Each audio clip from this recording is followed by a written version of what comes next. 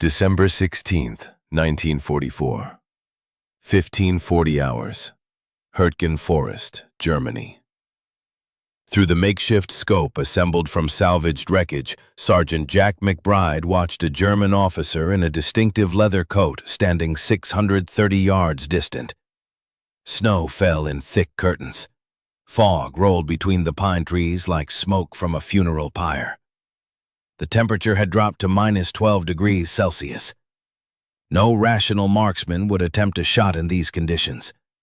But Jack McBride had already fired 131 rounds over the past 7 days. This would be number 132. His finger found the trigger. The Springfield 1903 kicked against his shoulder with familiar authority. Through the scope, built from enemy telescope parts, spent brass casings, and copper wires scavenged from a destroyed radio, McBride watched the German officer drop into the snow. He opened his weathered notebook with fingers that no longer trembled and wrote in precise script, "Kill 132, 630 yards, scope still holding 0. Then he gathered his rifle, broke down his position with practiced efficiency, and disappeared into the forest like smoke dissolving into winter air. Behind him, German soldiers would search for the phantom they had named Der Geist, the ghost. They would find nothing but spent shell casings and boot prints leading nowhere. 7 days earlier, that impossible scope had not existed. The man who built it was supposed to be dead. The story begins not in the frozen hell of the Hürtgen Forest, but on red Oklahoma clay, where a boy learned that poverty teaches the hardest lessons and the most valuable skills. Stillwater, Oklahoma, summer of 1936. Jack McBride knelt in the red dirt with a rifle older than his father and a scope he had built from an aluminum tube and the lens from his dead mother's reading glasses. 15 years old, thin as a fence post, with hands already calloused from work that should have belonged to grown men. His father, Thomas, had left 6 months after consumption took his mother. Just walked out one morning and never returned, leaving Jack alone in a house that smelled like sickness and old sorrow. To survive, Jack hunted. Rabbits for 3 cents each at the butcher shop in town, deer when he could get close enough, when the McCready family would buy the meat off him for $2 and look the other way about hunting out of season. Anything that moved and could be sold became currency in a depression economy that ground down the weak and the young prepared. But the McBride family had no money for a proper rifle scope. So Jack made one. He learned to adjust the focus using pine resin softened over a candle flame. He calibrated the 0 by shooting at tin cans placed at measured distances, walking the paces himself because he had no rangefinder. He repaired it with whatever materials he could scavenge from the town dump, from abandoned farms, from the generous wreckage of American poverty. His high school physics teacher, Mr. Harold Chen, had studied engineering at Berkeley before the crash sent him back to teaching in small Oklahoma towns where educated men took what work they could find. He found Jack one afternoon working on the scope behind the school. "You understand optics, Jack. Not from books, from necessity. That's the best teacher." Jack had looked up from his work, suspicious of praise he had not earned. "I just need to shoot rabbits, Mr. Chen, that's all." But Mr. Chen had taught him anyway. Focal length and magnification, light gathering and lens geometry, the mathematics of precision that engineers spent 4 years learning, compressed into lunch hours and after-school sessions because Mr. Chen recognized something in this poor farm boy that reminded him of himself at that age. Hungry, brilliant, trapped by circumstances. "You could go to college, Jack, study engineering. Get out of here." Jack had smiled without humor. "Can't eat a college degree, sir. Can't sell it at the butcher shop." The lessons continued anyway, and 8 years later, in a frozen German forest with his military-issue scope shattered beyond repair, those lunch-hour lessons would save Jack McBride's life and end 132 others. December 7th, 1941. Pearl Harbor burned.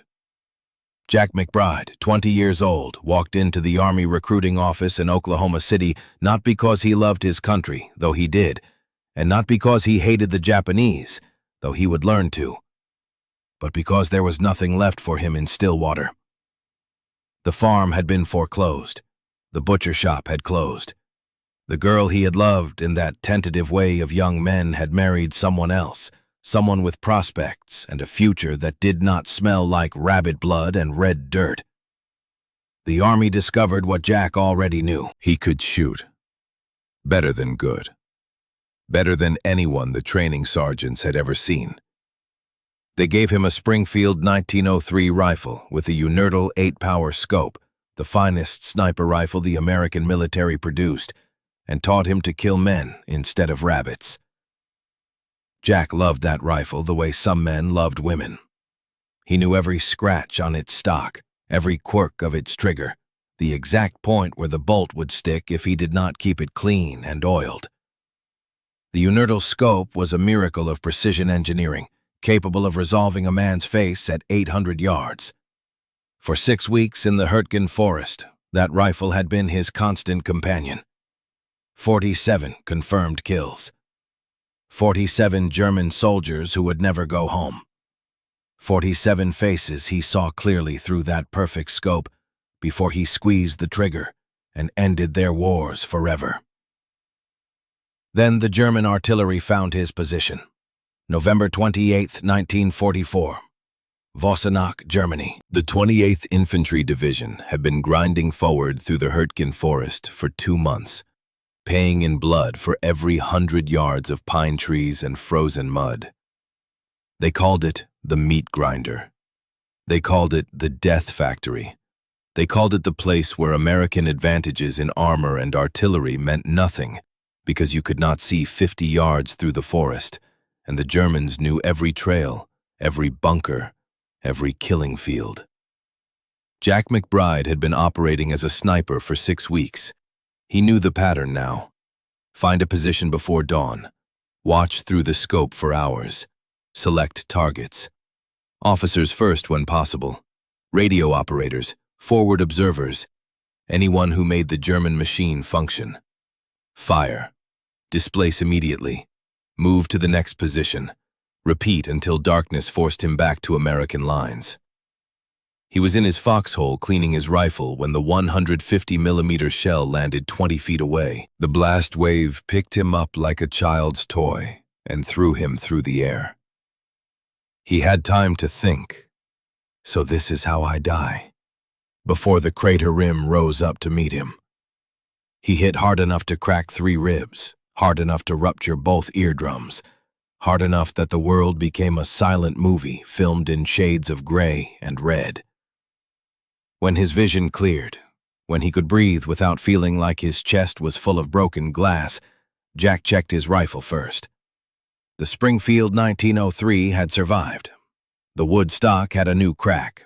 The barrel was still straight. The action still worked.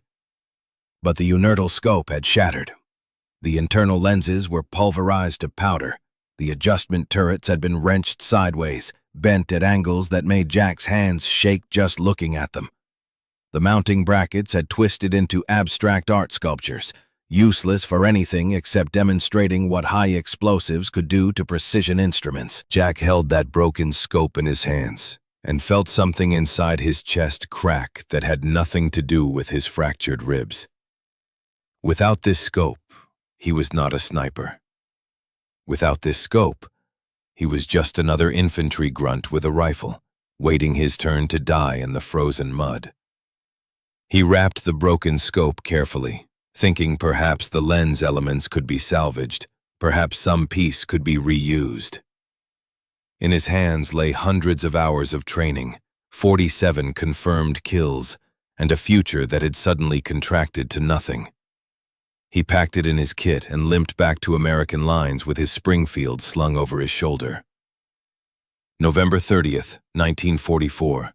Field Headquarters, 28th Infantry Division. Supply Sergeant James Kowalski sat behind a desk made from ammunition crates and looked at Jack McBride with the expression of a man who had heard every sad story the war could produce and had run out of sympathy sometime around the Battle of the Bulge. I need a scope replacement. Unerdal 8 power. Kowalski did not look up from his requisition forms. Don't have any. Next. I'm a sniper. I need that scope to do my job. I know who you are, McBride. I also know I have 20 other guys who need scopes. Division allocated 3 replacements this month. Priority goes to assault units. Your battalion is defensive. You're at the bottom of the list. Jack felt his jaw tighten. So what am I supposed to do? Figure it out yourself, or grab a Garand and join the regular infantry. Either way, stop wasting my time. Jack stood there for a long moment, looking at this sergeant who held the power to end his career with a shrug and a signature. Then he turned and walked out into the cold without another word. Behind him, he heard Kowalski call out to the next man in line. Outside, in the mud and the sleet, Corporal Danny Sullivan from Boston, a medic who had pulled more than a few soldiers back from the edge of death, watched Jack's face and knew exactly what had just happened. No scope? No scope. Danny lit a cigarette, offered one to Jack, who shook his head. You're good with mechanical stuff, right? I've seen you fix everything from Jeep engines to broken watches. Why don't you just make yourself a scope? Jack looked at Danny like he had suggested building a rocket ship from soup cans. Make a scope out of what? Hope and good intentions? You made one when you were 15, out of your mother's reading glasses. You told me that story yourself. That was for shooting rabbits at 50 yards, Danny. This is different. Danny shrugged. Different scale, same principle. This whole forest is full of wrecked equipment. German stuff, American stuff. Optics everywhere, if you know what you're looking for. You've got the knowledge. You've got the need. All you need is the will to try. Jack stood silent, watching the sleet fall and the other soldiers move through the camp like shadows. Everyone focused on their own survival, their own small wars within the larger war. In his mind, gears began to turn. Old lessons from Mr. Chen. Focal length, magnification, light gathering.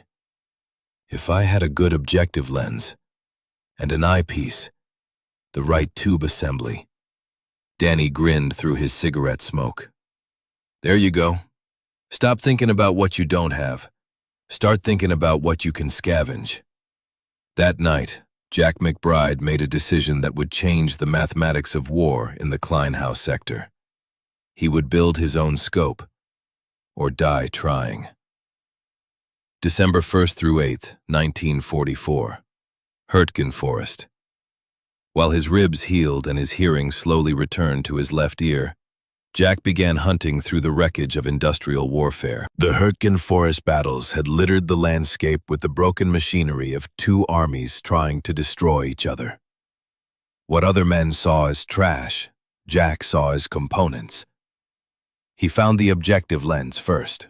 A German Scharrenrohr artillery observation telescope, destroyed in an artillery strike that had killed the forward observer team, lay half buried in a shell crater. The telescope itself was ruined, but the objective lens had survived, protected by a steel housing designed to withstand artillery recoil. Jack held that lens up to the weak December sunlight and saw perfection. German optical engineering at its finest, better than anything the Americans produced. He wrapped it carefully in cloth and continued his search. The ocular assembly came from a pair of German binoculars he found in an abandoned machine gun position.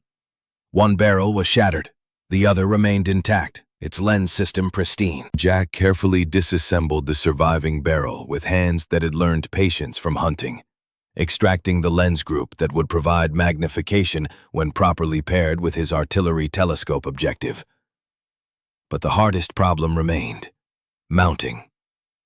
A rifle scope must survive repeated recoil without the lenses shifting even a fraction of a millimeter. Any movement in the optical alignment creates errors that compound at distance. 600 yards away, a 1-degree shift in lens position means missing by 3 feet. Jack needed to build a mounting system that could maintain precision through hundreds of shots using only hand tools and salvaged materials. He collected 30 spent brass casings from fired cartridges. He gathered rubber gaskets from destroyed gas masks. He salvaged copper wire from a burned-out radio. He hammered lead bullets into thin foil. Then, working by candlelight in a dugout shelter, using his trench knife and a flat rock as an improvised lathe, Jack McBride began to build the impossible. Each brass casing had to be cut to exact length. He measured carefully, checking each dimension twice because mistakes meant starting over. He cut with his knife, slowly, carefully, the way Mr. Chen had taught him that precision was not about speed, but about consistency. He fitted the casings inside each other, creating a telescoping tube structure. Between each section, he inserted compressed rubber gaskets that would absorb recoil while maintaining alignment. He wrapped the entire assembly in copper wire, providing both structural support and the ability to make fine adjustments to the spacing. On the 4th night, Captain Robert Chen found Jack working by candlelight, surrounded by brass shavings and failed attempts and drawings that covered every surface of the dugout. "McBride, what are you building?" "A scope, sir." Chen moved closer, examining the components with an engineer's eye. He was a medical officer now, but he had studied engineering before the Depression changed everyone's plans. German objective lens. Nice find. Ocular from binoculars. Nested brass tube assembly. He paused, calculating. Focal length of the objective is roughly 300 millimeters. Your ocular is about 40 millimeters. That gives you 7.5 power magnification. But your field of view will be narrow, maybe 8 degrees, and your eye relief will be short. Jack looked up at the captain. "I know, sir." Chen smiled. "Of course you do. You don't need a textbook. You need it to work." He reached into his medical bag and pulled out a set of brass calipers, precise instruments meant for measuring surgical tools. "Use these. Your scope doesn't need to be pretty. It needs to be exact." Jack took the calipers with something close to reverence. "Thank you, sir." "Don't thank me yet. Thank me if it works." December 8th, 1944. Night. Jack mounted the completed scope onto his Springfield 1903, using the mounting rings from his destroyed Unertl, modified with brass shims and lead foil spacers to accommodate the improvised tube's diameter. The final assembly measured just over 13 inches long and weighed less than 1.5 pounds. It looked crude, almost comical. Brass casings wrapped in copper wire, rubber gaskets visible between the sections. Nothing like the elegant precision of the Unertl it replaced. Jack put his eye to the scope for the first time. The image resolved sharp and clear. Magnification good. Light gathering excellent even in the dim candlelight.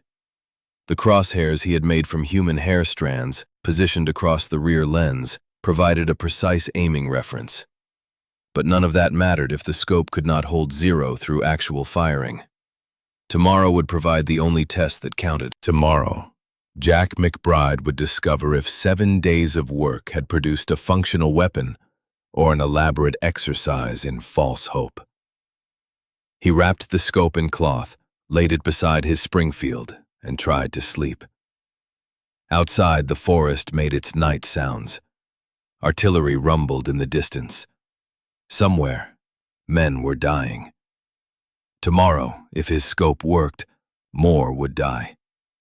German soldiers who right now were sleeping or standing watch or writing letters home to wives and mothers who would never see them again.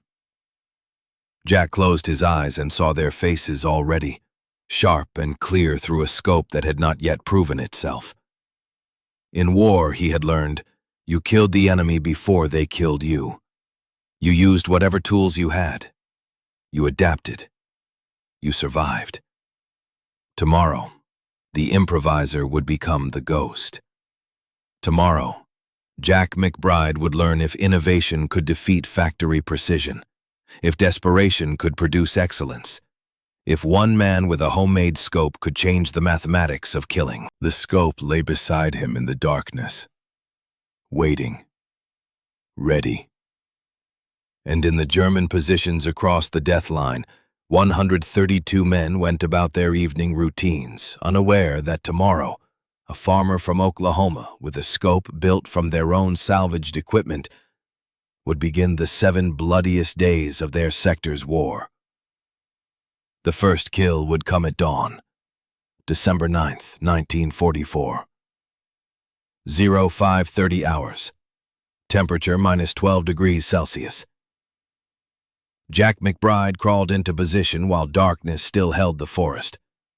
The destroyed German bunker northeast of Kleinhau offered excellent fields of fire across what the Germans called the Todeszone, the death line, a stretch of open ground where American advances had stalled repeatedly, paid for in blood that soaked into frozen mud and disappeared like it had never existed. He settled the Springfield against the bunker's shattered concrete, his breath forming clouds in the bitter air. 3 fractured ribs made every movement an exercise in controlled pain. But pain was just information. It told you that you were still alive. In the Hurtgen forest, that was all anyone could ask. Jack looked through his homemade scope as dawn light filtered through the pine trees. The image quality shocked him. Sharp, clear, better than he had dared hope. The German optical glass gathered the weak morning light and delivered it to his eye with a clarity that made the distance collapse. At 600 yards, he could see German soldiers moving between positions. Their relaxed movements spoke of men who believed themselves safe from American rifle fire. They smoked cigarettes. They talked. One soldier stood beside a distinctive bent tree, laughing at something his companion said. Jack selected him as the first target, not because of hatred, not because of anger, because the bent tree provided an excellent reference point for confirming his scope's 0. Because this soldier stood in clear view.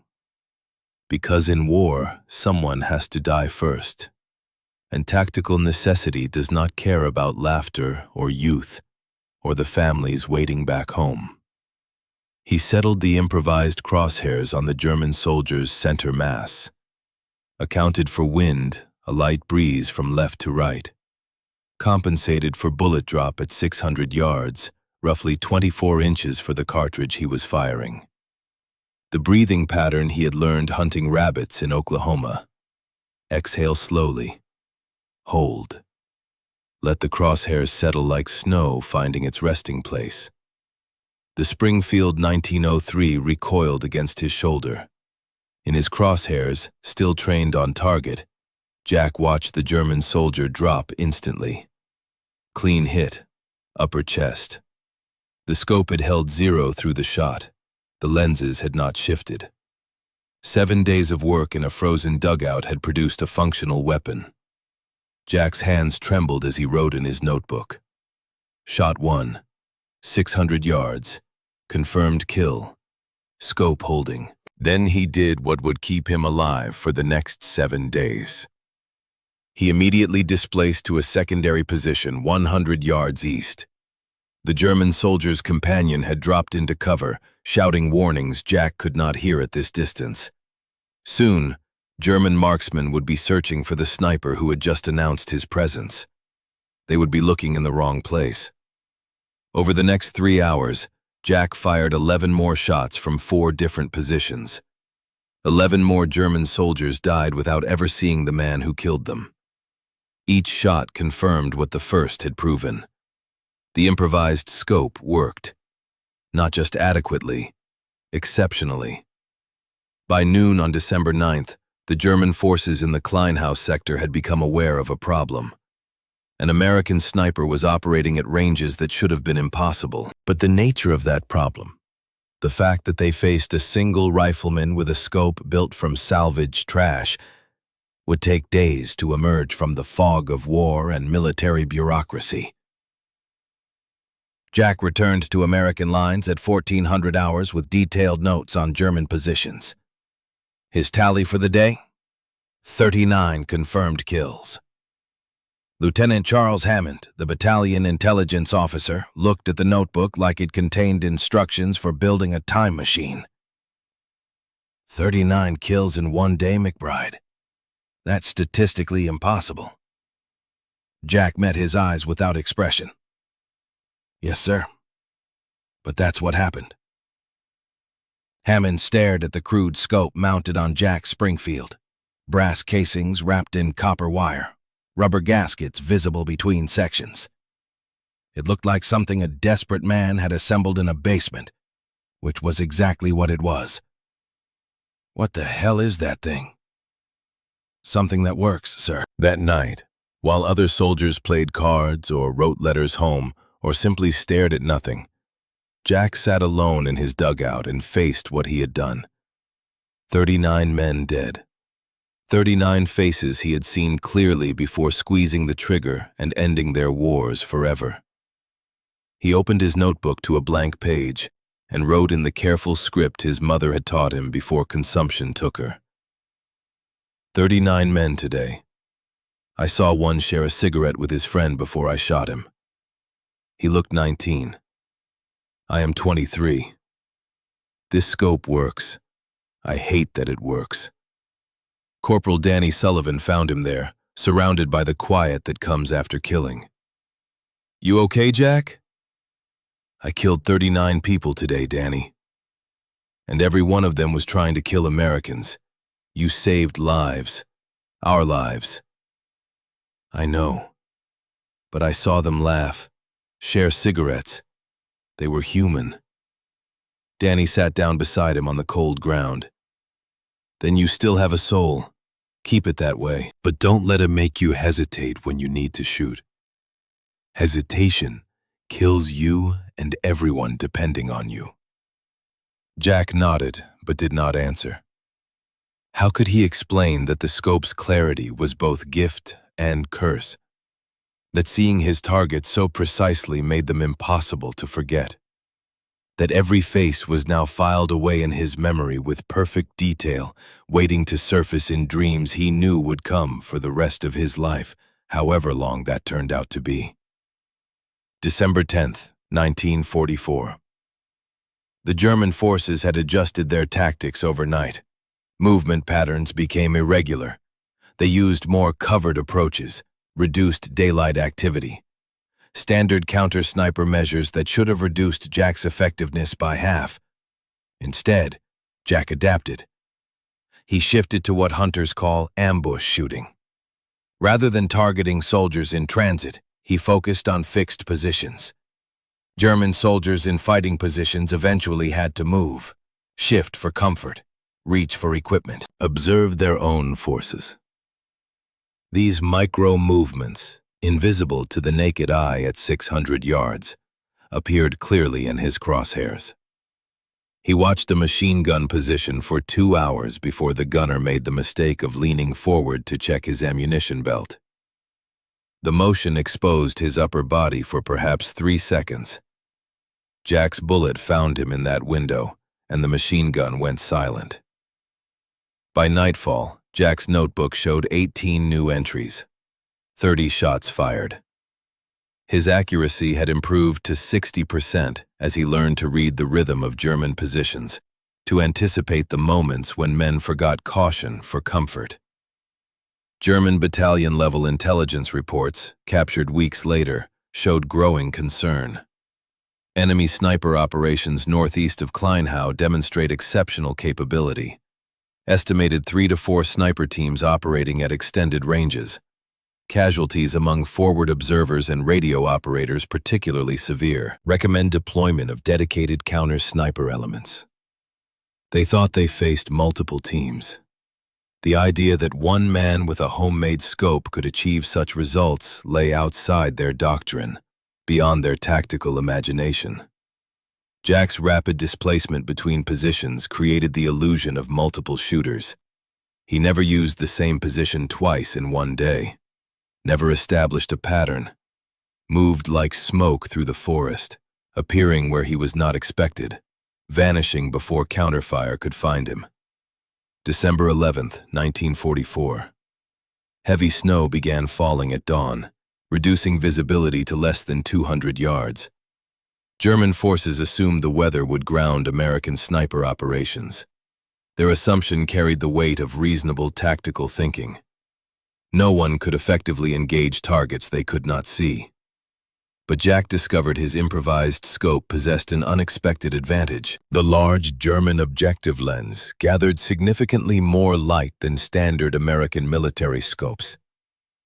In the dim conditions of heavy snowfall, Jack could see clearly at ranges where even German military optics struggled. This advantage stemmed from the lens's original purpose. Artillery observation telescopes required excellent low-light performance for dawn and dusk fire missions. The Germans had built that capability into their glass, and now that same glass was killing their soldiers in conditions they had deemed safe. Jack moved closer than his usual 600 yards.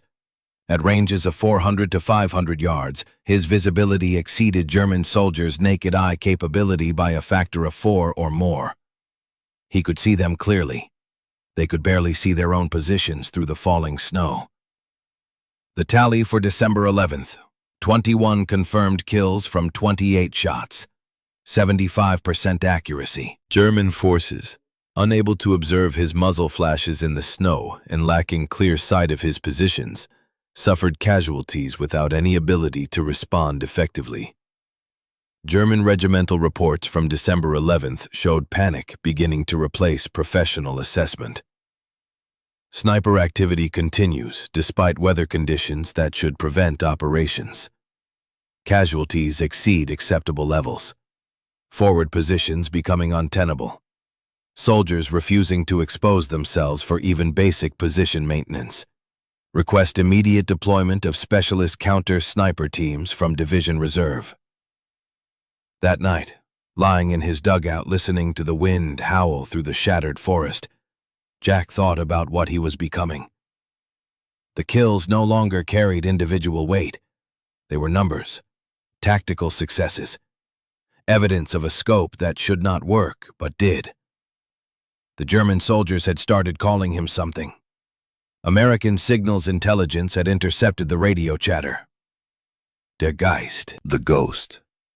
A phantom who could see through weather, shoot through snow, kill from impossible distances.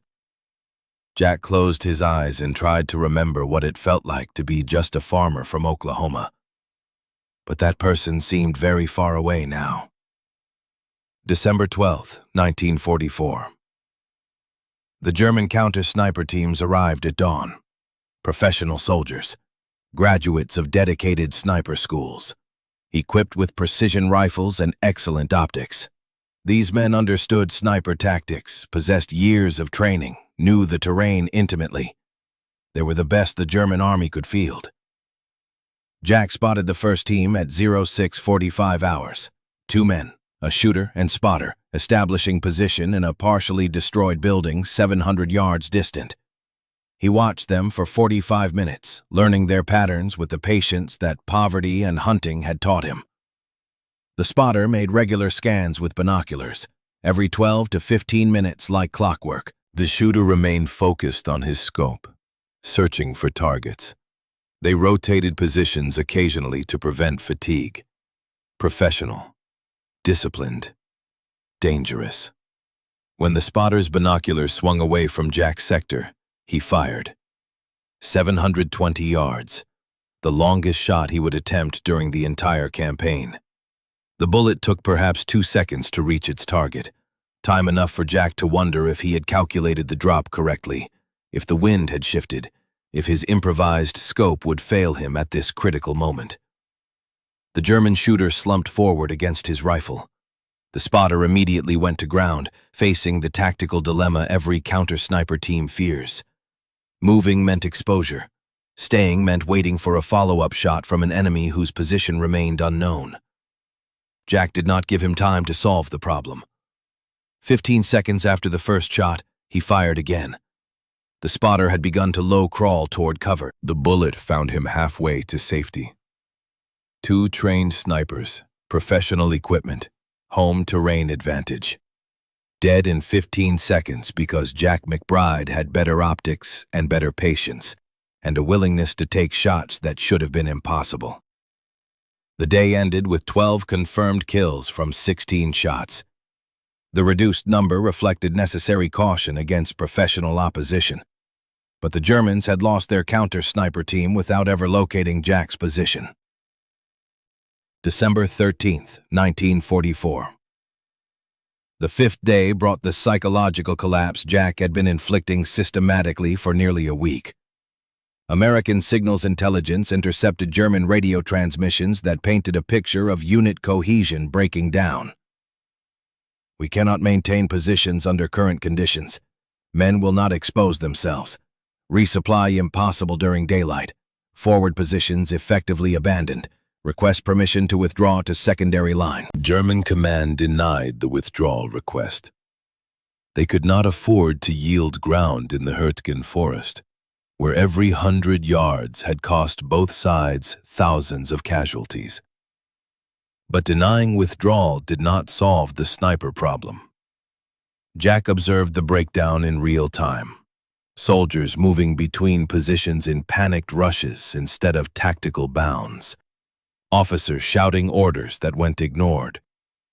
Entire sections abandoning their positions without authorization because the fear had grown larger than military discipline. He watched one young German soldier, perhaps 20 years old, crying in his foxhole while an NCO screamed at him. The soldier's hands shook. He refused to move despite direct orders. Refused to expose himself to the ghost who could see everything and kill from impossible distances. Jack could have shot the NCO, an easy target, but he made a choice that surprised himself. He killed the NCO and spared the terrified soldier. "Power without restraint is tyranny, mister," Chen had said once. Even in war, maybe especially in war, restraint mattered. The NCO fell. The young soldier scrambled deeper into his foxhole, probably thinking he was next, probably preparing to die. Jack displaced to his next position and left him alive. 14 kills that day from 18 shots. Each shot reinforced German fears that nowhere was safe, that the American sniper could see everything, that exposure meant death. That night, Captain Chen found Jack cleaning his rifle with movements that had become mechanical, automatic, empty of thought. "McBride, you need to sleep." "Can't sleep, sir." 98 kills in 5 days. "Do you understand what that means?" "I am good at my job." "No. It means you are succeeding beyond normal human parameters. When a man becomes too successful at killing, he starts to change, starts to lose pieces of himself." Jack looked up from his rifle. "I am still myself." "You wrote Der Geist in your notebook last night." You are starting to believe your own legend. That is when you become dangerous to yourself. "What do you want me to do, sir? Stop?" Chen sat down on an ammunition crate. "One more day, McBride. After that, I want you to rest. Not because you are not capable, because you are too capable. That scope is turning you into something that is not quite human anymore." Jack nodded slowly. One more day. Then what? Could he go back to being just another soldier after this? Could he see the world through normal vision after magnification had shown him how clearly you could see death coming? He did not know. But he would find out soon. December 14th, 1944. The sixth day brought German artillery. At 0600 hours, heavy guns began systematic bombardment of every ridgeline where Jack had operated. 4 hours of sustained fire that chewed the landscape into moonscape craters and splintered trees. Jack watched from a position he had never used before. His improvised optics showed him German shells destroying yesterday's hide, the day before's overwatch point. Locations where he had sent German soldiers to their deaths now received the same treatment. Smart tactics, professional response, completely ineffective. When the artillery shifted to a new sector, Jack waited 30 minutes. Then he resumed operations. German soldiers, convinced the artillery had eliminated the sniper threat, moved with renewed confidence. Resupply operations resumed. Position rotations occurred on predictable schedules. They made the fatal mistake of believing that enough explosives could kill a man who moved like smoke. Jack's notebook filled with 28 more entries by day's end. 33 shots fired, 85% accuracy. German forces returned to the paralyzed defensive posture of previous days, only now the fear had deepened into something approaching terror. German intelligence reports captured weeks later showed complete tactical bewilderment. Artillery bombardment of suspected sniper positions ineffective. Enemy sniper operations resume immediately following artillery preparation. Current assessment indicates enemy operates multiple positions simultaneously or possesses supernatural awareness of our countermeasures. No rational tactical explanation for observed enemy capabilities. The phrase supernatural awareness appeared in formal German military intelligence documents. Professional soldiers, veterans of years of combat, had begun attributing Jack's success to capabilities beyond normal human capacity. They were right, in a way. What he was doing should not be possible. One man with a homemade scope should not be able to paralyze an entire sector, should not be able to see through weather that grounded other snipers, should not be able to anticipate countermeasures and avoid them. But the scope gave him clarity, and clarity in war was the same as prophecy. December 16th, 1944. The seventh day arrived with clear skies and bitter cold that turned breath to ice crystals. Jack moved to his final position before dawn, a shell crater on a reverse slope that others had dismissed as tactically worthless. But the crater provided narrow sight lines toward 3 German positions, and narrow was all Jack needed. He settled into the frozen mud with his Springfield and his impossible scope and began his last day of hunting. The kills came with mechanical efficiency. Observe, select target, calculate wind and drop, fire, confirm, displace, repeat. The pattern had become so ingrained that conscious thought seemed unnecessary. His body knew what to do. His hands moved through the motions like a pianist playing a concerto performed 10,000 times. By 1500 hours, he had fired 32 shots and confirmed 28 kills, his highest accuracy rate of the entire campaign, 87.5%. The scope had never performed better. Or perhaps Jack had simply become so proficient with the weapon that man and machine had merged into a single system. At 1540 hours, he observed a German officer in a distinctive leather coat directing defensive improvements to a forward position. The officer carried a map case and moved with the authority of command. 630 yards distant, clear shot despite the afternoon shadows lengthening across the snow. Jack settled the crosshairs and saw the officer's face with brutal clarity. Young, perhaps 25 years old. Wedding ring on his left hand catching the weak sunlight.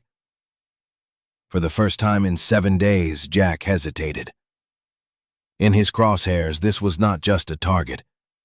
This was a man with a wife, maybe children.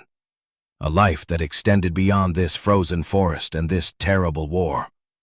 Someone who laughed and loved and dreamed of a future that would never arrive if Jack pulled the trigger. 3 seconds of hesitation. 3 seconds of remembering that he was still human, still capable of seeing the humanity in the men he killed.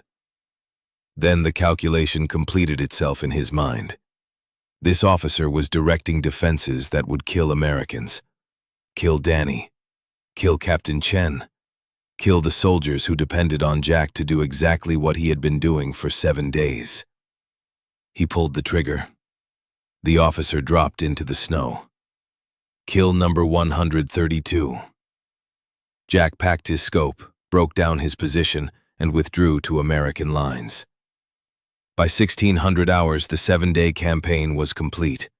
The ghost vanished into the forest, leaving behind only empty shell casings and German reports about supernatural awareness. That night, Jack wrote his final entry of the campaign. Number 132. Officer. 630 yards. Leather coat. Wedding ring. I hesitated for 3 seconds. First time in 7 days. Maybe I am still human after all. Maybe that is good, or maybe that hesitation will get me killed tomorrow. But there will be no tomorrow. Captain Chen's orders. The ghost dies tonight. Jack McBride lives. If I can remember how. Lieutenant Hammond requested the scope for technical analysis the next morning. Jack handed it over with the feeling of giving away a piece of his soul. The scope had been his companion, his tool, his weapon, his curse for 7 days. Letting it go felt like amputation. Captain Eugene Roberts of the Division Ordnance Section examined the scope with the fascination of an engineer confronting the impossible made real. His technical report, preserved in National Archives files, concluded with words that would have made Mr. Chen proud. The assembly demonstrates sophisticated understanding of optical principles despite lacking formal training, maintains approximately 0.5 minute of angle accuracy through tested firing cycles, comparable to military-issue equipment costing 40 times more to manufacture. Recommend recognition of achievement. But note that individual improvisation cannot be institutionalized without quality control standards. The Army celebrated Jack's achievement with a Distinguished Service Cross and a citation that mentioned his homemade scope and exceptional marksmanship. Then they filed away his methods and returned to standardized procurement, because institutions fear the very innovation they claim to reward. Jack trained 17 other soldiers in improvised scope construction over the following weeks. 5 scopes worked well, 8 performed adequately, 4 failed completely. The lesson was clear. Not every soldier possessed the combination of technical knowledge, patience, and creative desperation that had produced Jack's success. In February 1945, Jack received a letter forwarded through Red Cross channels. From Greta Schneider, widow of Oberleutnant Karl Schneider, kill number 132. The letter was written in careful English. Dear American soldier, I learned you were the sniper called Der Geist. You killed my husband on December 16, 1944. He was 26 years old. We had been married 2 years. We had a daughter he never met. I do not write to curse you. War made you kill him, not hatred. I write because I want you to know Karl spoke of Der Geist with fear, but also respect. He told his men you were the most skilled opponent he ever faced. In his last letter, he wrote, if I die, I hope it is to a worthy adversary, not random chance. You were that adversary. I hope you survived. I hope you can find peace. Karl would want that. Jack read the letter 3 times, with hands that shook worse than they had when he fired his first shot through the improvised scope. Danny found him sitting in the weak February sunlight, the letter held loosely in fingers that had killed 132 men, but could barely hold a single piece of paper. She forgave you, Jack. No. She acknowledged me. That is different. Harder, maybe. Jack wrote his response that night. Dear Mrs. Schneider, your letter reached me in Germany. I remember your husband. In my crosshairs, I saw his wedding ring before I fired. I hesitated for 3 seconds. The only time in 7 days I hesitated. I cannot ask forgiveness for doing my duty, but I can tell you your husband was brave. He did not hide. He led his men, knowing Der Geist was hunting. That took courage I am not sure I possess. I hope your daughter grows in a world where men like me are not necessary, where scopes like mine are not needed. With respect, Jack McBride. He never received a response. Perhaps she never got the letter. Perhaps she chose not to reply. Perhaps acknowledgement was enough, and forgiveness was a bridge too far for both of them. In April 1945, Jack was wounded by artillery fire near Nuremberg. The scope itself survived the blast that sent shrapnel through Jack's left shoulder. Captain Chen extracted the metal fragments and told Jack his war was over. You've done enough, McBride. More than enough. Jack spent his recovery in a hospital in England, then returned to the United States in June 1945. The war in Europe had ended. The war in the Pacific would end in August. Jack McBride came home to an Oklahoma that felt like a foreign country after 3 years of seeing the world through magnified clarity. In August 1945, Jack received a letter from Captain Robert Chen, now practicing medicine in San Francisco. Dear Jack, I heard you made it home. I am glad. That scope you built proved everything I tried to teach you about applied physics. But more importantly, you survived. That matters more than any number of confirmed kills. If you are ever in California, look me up. I would like to meet Jack McBride, the farmer, not just Jack McBride, the sniper. Respectfully, Robert Chen.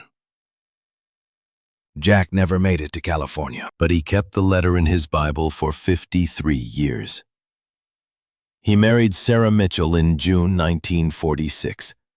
She knew he had been a soldier, but asked no questions about what he had done, and Jack offered no answers. Some doors, once closed, should remain that way. They bought a small farm outside Stillwater, raised 4 children, lived a life of deliberate ordinariness that was Jack's way of proving to himself that he was still human. The scope sat in a closet for 50 years, wrapped in the same cloth Jack had used in the Hurtgen forest. His children found it occasionally and played with it like a toy telescope, unaware that this crude assembly of brass and wire and German glass had killed 132 men. Danny Sullivan visited the farm twice a year until his death in 1989.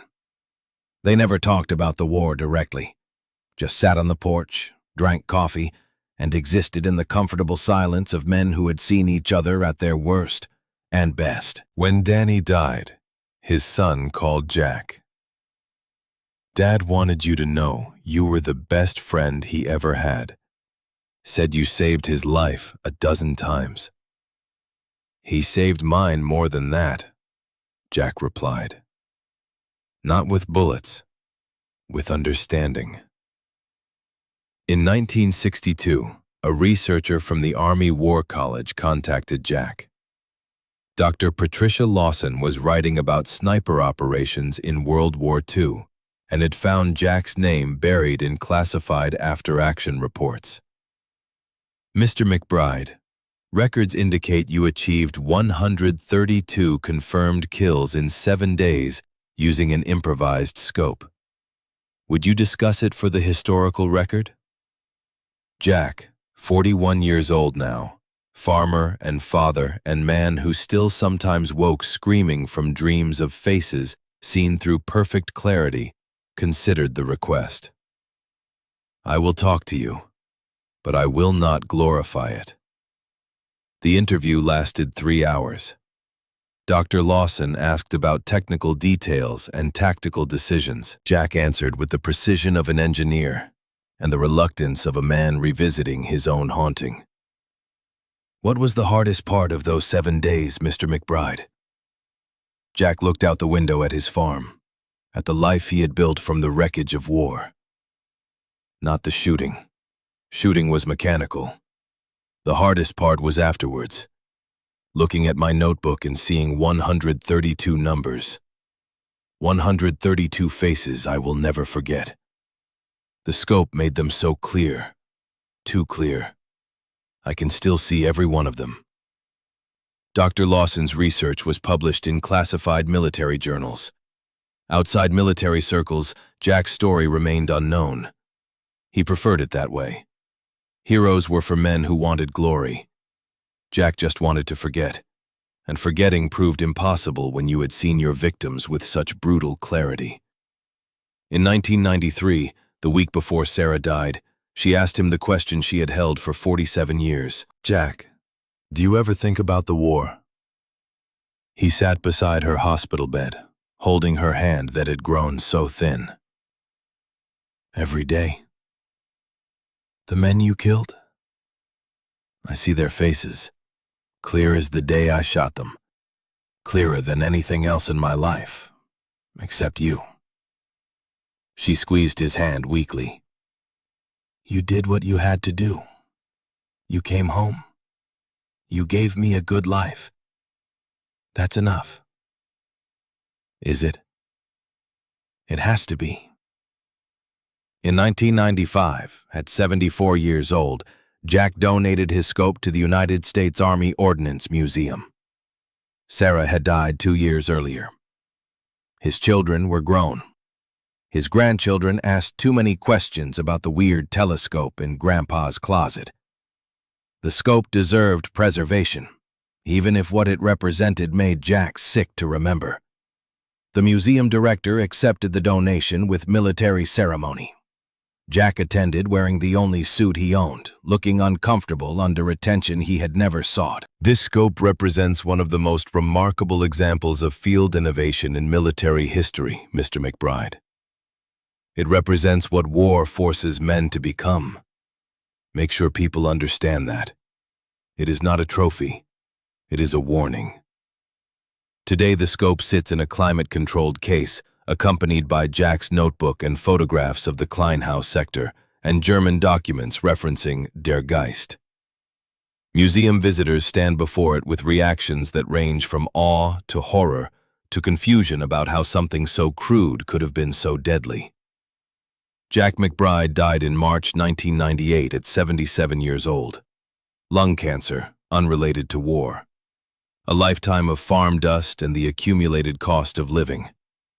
His funeral drew 300 people, including 7 veterans of the 28th Infantry Division, who traveled from across the country to honor the man who had been the ghost. Also in attendance was Franz Schneider, son of Oberleutnant Karl Schneider. Kill number 132. He had come to say that his father had written about the American sniper with respect. That soldiers on both sides were just men doing impossible jobs in an impossible war. That maybe understanding was the only forgiveness anyone could offer. After the funeral, Jack's children found a second notebook in the attic. 50 years of theoretical scope designs, improvements, innovations that Jack had continued developing in private. The final entry, dated 1997, read, "Modern scopes are better than anything I could have imagined in 1944. But modern soldiers still face equipment shortages, different kinds. If any of them read this someday, do not wait for permission. Do not wait for perfect tools. Build what you need from what you have. Improvise. Adapt. Survive. That is the real lesson." The scope was just a scope. The lesson is you are more capable than you think. War will prove it.